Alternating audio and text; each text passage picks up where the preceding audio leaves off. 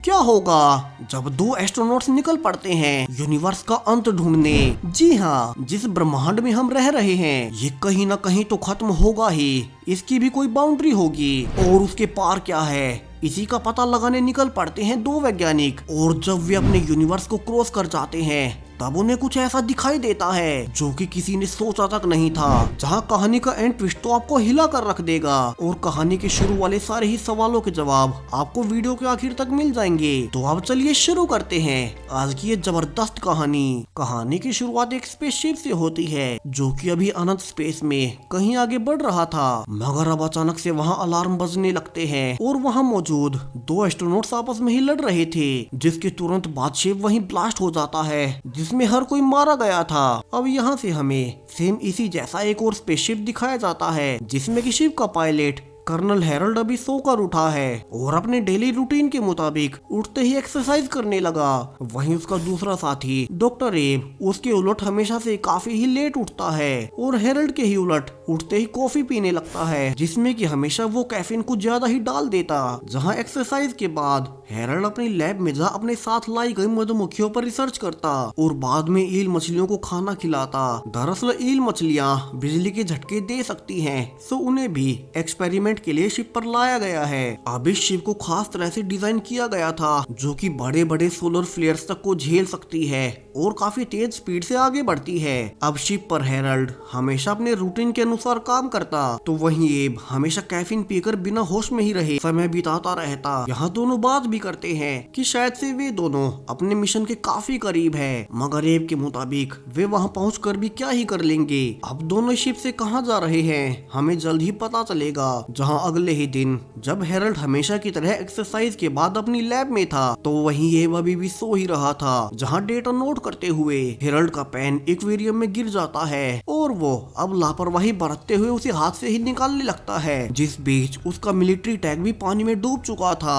और ईल मछलियां अब उस मेटल के टैग को पकड़ उसे इलेक्ट्रिक शॉक देती हैं, जिससे कि हेरल्ड वहीं गिर पड़ा था। वहीं उसकी आवाज से एब उठता है और जल्दी से उसे देखने लगता है। जहाँ वो पा रहा था कि उसका साथी हेरल्ड मारा जा चुका है, जिससे कि एब अब काफी ही दुखी था और वो उसे बड़े ही भारी मन से एयरलॉक कंपार्टमेंट में ले आता है ताकि उसकी बॉडी को स्पेस में फेंक सके, मगर वो चाहकर भी ऐसा नहीं कर पाता क्योंकि पृथ्वी से लाखों लाइट ईयर्स दूर अब वो बिल्कुल अकेला रह गया था। तो वहीं उसने हेरल्ड को उन मछलियों से दूर रहने को भी कहा था, मगर वो माना ही नहीं। जहाँ से एब अब नशे में वहीं सो जाता है, मगर अब जब वो उठ ही रहा था तब नशे के कारण वो गलती से एयरलॉक का लीवर खींच देता है, जिससे कि अब हेरल्ड की बॉडी स्पेस में बह गई थी, यानी कि अब अकेला ही रह गया। वहीं उसका शिप अब स्पेस के किसी गहरे हिस्से से होकर गुजर रहा था। तो यहाँ से अब हेरल्ड की शुरुआती फुटेज देखने लगता है जब वे इस मिशन के लिए पृथ्वी से निकले ही थे। दरअसल आज से 13 साल पहले इस यूनिवर्स का एज ढूंढने के लिए स्पेसशिप में भेजा गया था, जिस मिशन की हेड एक वैज्ञानिक डॉक्टर वेदरफोर्ड थी और उन्होंने अपनी कैलकुलेशन से एक ऐसा शिप बना लिया था जो कि काफी तेज स्पीड से चल सकता था और वो काफी ही सेफ भी था। जहां से वो किन्हीं ऐसे दो एस्ट्रोनॉट्स को स्पेस में भेजना चाहती थी जो कि ये पता लगा पाए कि आखिरकार हमारा यूनिवर्स खत्म कहाँ होता है और हमारे यूनिवर्स की दूसरी ओर है क्या। जिसके लिए उन्होंने पहले एब को चुना जो कि एक जाना माना बायोलॉजिस्ट था। तो वहीं हेरल्ड एक कुशल पायलट रहा था और वो मिलिट्री में काम भी कर चुका था, तो पायलट के लिए उसे चुना गया। यहाँ तक पूरी ही दुनिया में स्पेस मिशन की खबर फैल चुकी थी। तो वहीं दोनों ही एब और हेरल्ड दोनों के ही इस मिशन पर जाने से पहले काफी ही कड़ी ट्रेनिंग होती है, फिजिकली और मेंटली दोनों तरह की, क्योंकि शायद से वे दोबारा वापस से पृथ्वी पर नहीं आने वाले और इसके बदले में दोनों के ही परिवार को इतने ज्यादा पैसे मिलेंगे कि उनकी कई पीढ़ियों तक को काम करने की जरूरत नहीं पड़ेगी। अब एब तो इस मिशन पर स्पेशली पैसों के लिए ही जा रहा था क्योंकि वो काफी ही कर्जे में था और ना चाहते हुए भी वो अपनी पत्नी को हमेशा के लिए छोड़कर जा रहा था, जबकि हेरल्ड तो अपने आप ही इस मिशन पर जाना चाहता था क्योंकि वो हमेशा से ही ब्रह्मांड के रहस्यों को जानना चाहता है और इस मिशन में तो वो यूनिवर्स के दूसरे छोर तक जाएगा जहाँ उसे कई सारी गैलेक्सीज और एलियन एलियन प्लैनेट्स देखने को मिलेंगे। और मिशन की शुरुआत के कई महीनों तक दोनों ही काफी एक्साइटमेंट में उठते हैं और अपने अपने काम में लग जाते, जहां समय के साथ वे धीरे धीरे अपनी गैलेक्सी से बाहर आ पास की ही एंड्रोमेडा गैलेक्सी को अपनी आंखों से देख पा रहे थे। और यहाँ से वक्त और गुजरता गया और समय के साथ अब पृथ्वी से और ज्यादा दूर होने के साथ ही दोनों अकेला महसूस करने लगे। वहीं एक दिन जब एब ने हैरोल्ड को बताया कि ये शिप अपने आप से ही एआई से ऑपरेट हो सकती है और उसे कंट्रोल रूम में काम करने की जरूरत नहीं, तो हेरल्ड को और बुरा लगा क्योंकि ऐसा करने में उसका काफी टाइम बीतता था। तो वहीं एब भी पाने लगता है कि अब उसे भी हेलुसिनेशंस हो रहे हैं और अब उसे धीरे धीरे वहीं दो एस्ट्रोनॉट्स दिखाई दे रहे हैं जिन्हें कि हमने कहानी की शुरुआत में सेम इसी शिप में मरते हुए देखा था। वहीं काफी सारे लोग उन्हें यूनिवर्स के एज को ढूंढने के लिए भेज रहे हैं। अब ये दो एस्ट्रोनॉट्स हैं कौन और एब को दिखाई क्यों दे रहे हैं, हमें आगे पता चलेगा। जहां समय के साथ साथ जो मधुमक्खियां वे पृथ्वी से रिसर्च के लिए लाए थे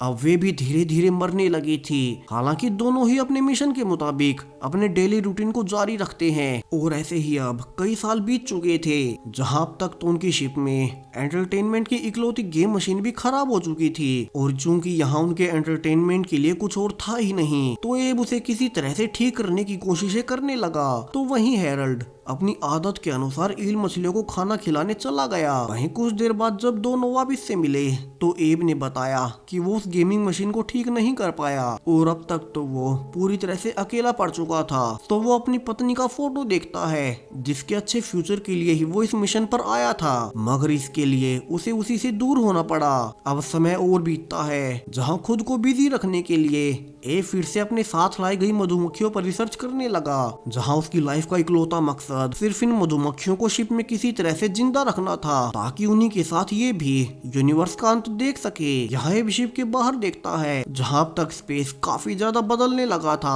और डेंस होने लगा था। हालांकि शिप को इस तरह से डिजाइन किया गया था कि वो इससे आसानी से निकल जाए। जहाँ वो हैरोल्ड से मिलता है और दोनों डिस्कस करते हैं कि किस तरह से उनका अब तक का मिशन काफी सफल रहा है और उन्हें बस किसी तरह से खुद को किसी न किसी काम में बिजी रखना है ताकि उन्हें अकेलापन महसूस ना हो। कि तभी वे पाते हैं कि बाहर वे किसी प्रकार के रेड जायंट प्लेनेट के पास से गुजर रहे हैं जिसका ग्रेविटेशनल पुल काफी ज्यादा है और उनका शिप अब उसी की ओर खिंच रहा है। यहाँ दोनों ऊपर कंट्रोल रूम में इकट्ठा होते हैं और शिप की पावर का इस्तेमाल कर फाइनली उस रेड जायंट प्लेनेट से बाहर निकल जाते हैं। जहाँ ये पूछता है कि हैरोल्ड इस मिशन पर आया ही क्यों, जब उसे पता था कि वो अकेला रह जाएगा और फिर कभी वापस लौटकर पृथ्वी पर नहीं आ पाएगा। मगर हैरोल्ड कहता है कि उसे तो बस यहाँ आकर नए नए स्टार्स और प्लैनेट्स को देखना था। वहीं उसकी पृथ्वी पर कोई फैमिली भी नहीं है। जहाँ से वो अब पुराने सेलर्स के बारे में बताने लगता है कि जब उनके पास ना तो बड़ी शिप्स थी और ना ही आधुनिक यंत्र थे तब भी वे अपनी जान पर खेलकर उस विशाल समुद्र में लकड़ी की बोट्स लेकर ही निकल पड़ते थे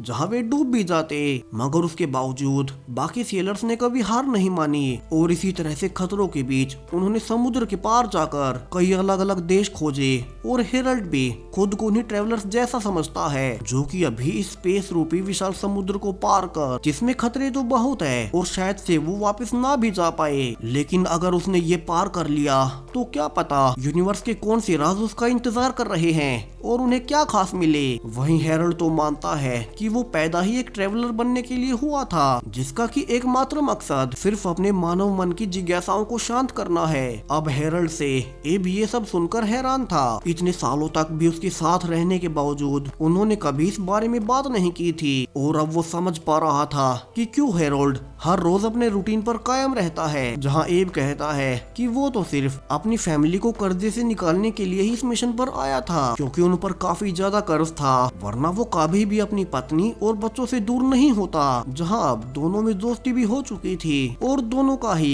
इस मिशन को पार करने का मोटिवेशन फिर से रिन्यू हो चुका था। मगर कुछ ही दिन बाद अब वे पाने लगते हैं कि जिन मधुमक्खियों को वो रिसर्च के लिए लाए थे अब वे धीरे धीरे स्पेस रेडिएशन के कारण मर रही हैं। तो वहीं एब को वहाँ अब अजीब कारणों से दो और एस्ट्रोनॉट्स अपनी ही शिप में दिखाई देने लगते हैं और ये वही एस्ट्रोनॉट्स हैं जो कि हमें कहानी की शुरुआत में मरते हुए दिखाई दिए थे, अब ये बार बार इसी शिप में क्यों दिख रहे हैं, हमें जल्द ही पता चलने वाला है। वहीं अब जब हेरल्ड एब की ड्राइंग बुक उठाता है तो उसे काफी ही सारी अजीब सी ड्राइंग्स नजर आती हैं, जो कि काफी ही वियर्ड था। तो वो जल्दी से एब के पास जा पूछने लगता है, क्योंकि इन सारी ही ड्राइंग्स में हेरल्ड को अलग अलग तरह से मरते हुए दिखाया गया था, जहाँ एब कहता है कि ये सब उसी ने बनाया है, जिससे कि हेरल्ड अब और ज्यादा गुस्सा उठता है और उसे लगता है कि एब उसे मारना चाहता था। तो वो जबरदस्ती से उसे ड्राइंग के पीछे एब की मंशा के बारे में पूछने लगता है, जहाँ से एब बताना शुरू करता है कि जब से वे पिछले कुछ समय से स्पेस के इस हिस्से में आए हैं, उसे अलग अलग एस्ट्रोनॉट्स दिखाई देते हैं। पहले तो 2 अनजान एस्ट्रोनॉट्स जिन्हें कि वो जानता तक नहीं।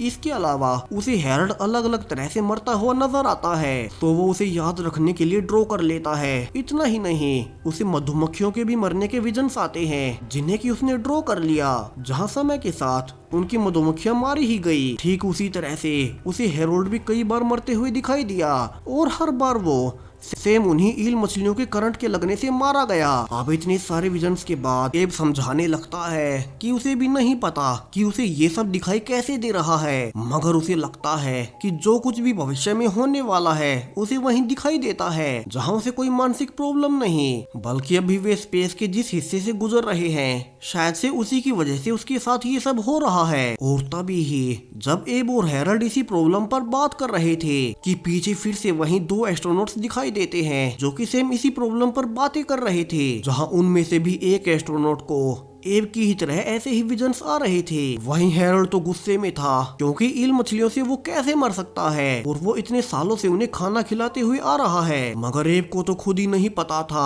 और इसके अलावा उसे एक ऐसा विजन भी दिखा जिसमें किसी प्रकार की रियलिटी शैटर हो रही है, और अब वो यही सोच रहा है कि ये है क्या, जहाँ से अब प्रेजेंट का समय दिखाया जाता है, यानी कि कहानी के शुरू वाला समय, जब आखिरकार हेरोल्ड उन्हीं ईल मछलियों के करंट से फाइनली मारा ही गया और गलती से एब ने उसकी बॉडी को बाहर स्पेस में इंजेक्ट कर दिया, जहाँ एब इससे अब काफी दुखी था, क्योंकि अब तो वो अकेला रह गया और यहाँ वो कुछ भी गलत कर पाता। इसके पहले ही वो पाता है कि उनका शिप अब यूनिवर्स के आखिर तक आ गया है, और अचानक से ही वो किसी प्रकार की बाउंड्री से टकराया है, जिससे कि बाहर तेज चमकीली रोशनी उसे नजर आ रही थी, और यहाँ उसे सेम वही अपनी ड्राइंग जैसा सीन दिखाई देता है, जिसमें उनके शिप ने यूनिवर्स की बाउंड्री से टकरा उसे शैटर कर दिया। और यहाँ से कहानी के अब सारे ही राज खुलने लगते हैं, जहाँ से एब दिखाया जाता है जो कि अपने घर पर ही था, कि तभी उसे किसी प्रकार का झटका लगता है और वो कहता है कि वो शिप से यहाँ कैसे आ गया। वहीं उसे अपनी पत्नी भी नजर आती है, जिससे कि देख वो काफी ही खुश था, मगर यहाँ उसकी लाइफ पूरी तरह से बदल चुकी थी। उसके पास एक आलीशान घर था, सो वो कंफ्यूजन में अब उसी मिशन की हेड डॉक्टर वेदरफोर्ड को फोन कर उनके मिशन के बारे में पूछने लगता है, जहाँ से उसे पता लगता है कि वो मिशन तो सैकड़ों साल पहले पृथ्वी से जा चुका था, और उस पर जाने के लिए